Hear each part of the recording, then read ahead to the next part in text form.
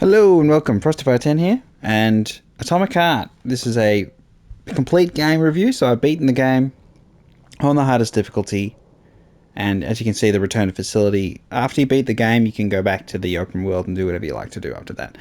But, should you buy the game? I said in my early review that you should wait for a discount, and I pretty much shall stick with that. I wouldn't buy it at full price. So on reflection, it's like I just wouldn't recommend it. Um, I I think it's much better value. Having beaten the game, I feel as though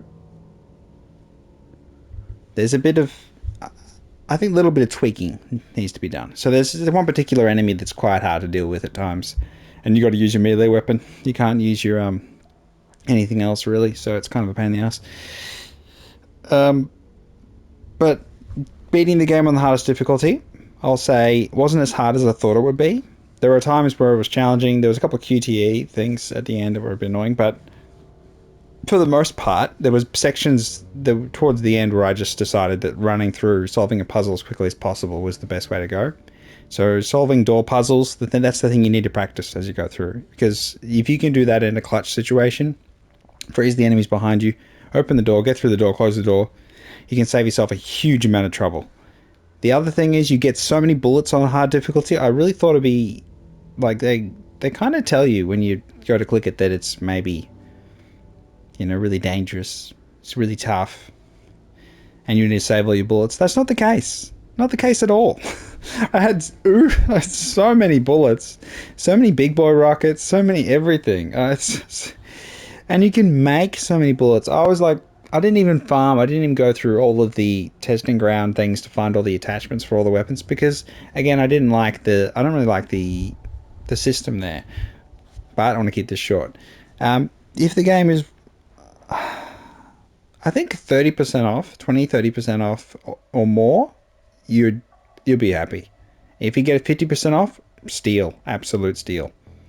I beat the game in, I think it was 17, 18 hours, something like that. But I could have explored a bit more. There's still a bit to do in the open world, but I kind of feel like, I don't know. So interesting to see what the DLC brings, whether it's worthwhile. I can't, at this point, since the DLC is not out, I can't recommend the Atomic Pass, which is the season pass thing, which comes with so you get access to DLC. Because again, there's no DLC out, so I can't exactly recommend it. So don't bother buying that just yet. If anything, again, it'll all get cheaper. I think the game will drop price markedly. Atmosphere and all that stuff's fine. Story, I think, it's good. It's got very deep lore, and it really depends on you. So if you don't read a lot of the emails and all those things, you'll miss out on a fair bit. There's a lot going on with the technology and the setting of the stage and the world building, I think.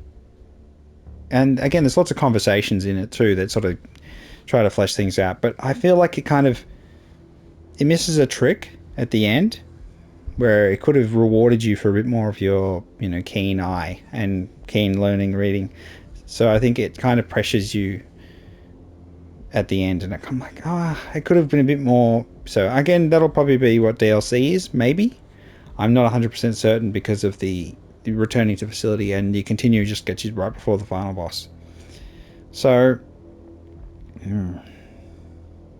yeah. So I think originally I may have given it like an 8 because I think it was well made, and I enjoy combat and the mix of abilities and things. And I didn't even try out the mass telekinesis, which looks OP. I just ran through Frost most of the game because it's so good. But yeah, I think probably 7, between 7 and 8, really. I mean, I think it's probably better to play it in Russian. Again, the audio, better to play in Russian than English. Although English is a little bit annoying at first, it actually gets better, I'll be honest. And the interactions, and it all sort of comes to it makes a bit more sense, I think. It's not, but I can see that rubs you the wrong way early on. Because early on you are forced to go down into a path, and then later on you get a lot more choice, and then you've got your main missions. It does try and force you into the main missions, but I think you should take your time.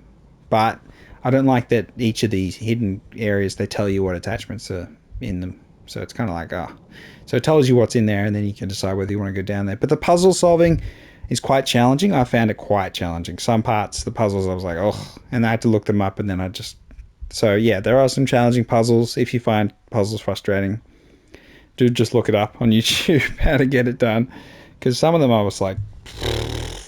And I beat a few puzzles in ways that you're not supposed to do them. So there was a couple where I just used a bit of creative parkour to bypass them. So there is a bit of that. So you can break a few things. I don't... Yeah, I'll see. I really want them to release the DLC as quickly as possible. I feel like it needs that extra bit of, there's already a DLC sort of thing. But probably won't happen. Yeah, so I don't know. It's not... I mean, it's a well-made game. I didn't have any issues at all on PS5. Yeah, no issues. Except for just copyright claims. So if you do... Oh, maybe I'll do a separate one of that. Yeah, I'll do a separate one. Alright, so... Topping cart... 7 or an 8 out of 10. 7.5. 7.5. I don't like 0.5s, but... No, we'll go 7. We'll round down.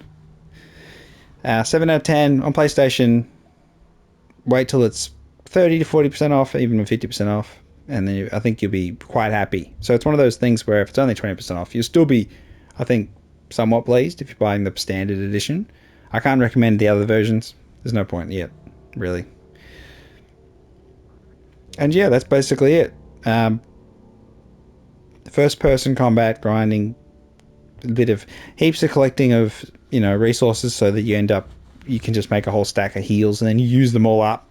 One of the best perks to get is the one where you can heal with one hand. Ugh, so much nicer. But I feel like it could have been one of the earlier perks. I would have reorganized the positioning of the perks because I feel as though the most important... the backpack stuff's good, yes. You have to get the backpack stuff. Speed. Character upgrade for speed is so helpful. And it's just... The dodge actually doesn't help, I find. I think that most times, once you get your speed upgrades, you're better off not dodging. Because when you dodge, it seems to fall into the enemy's attack patterns.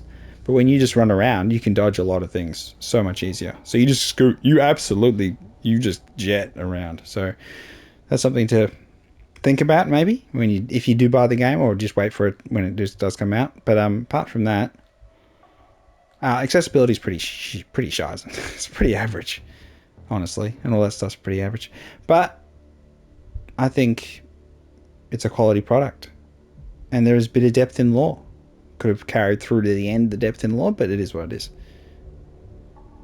It's an interesting journey, and yeah, I hope if you do buy the game, I hope you do enjoy it. I'm certain you'll find some enjoyment here and there, no doubt. Visceral robot combat.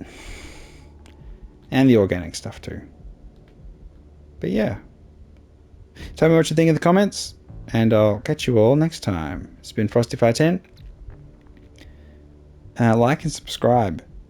And yeah, I got my whole playthrough on my channel. So you can watch the whole thing. If you don't want to buy the game, you can just watch me play through the whole thing. I haven't got the microphone on, so you just get to enjoy the whole thing. And then I go through all the lore as well, and you can pause and read it and stuff. And yeah. See ya.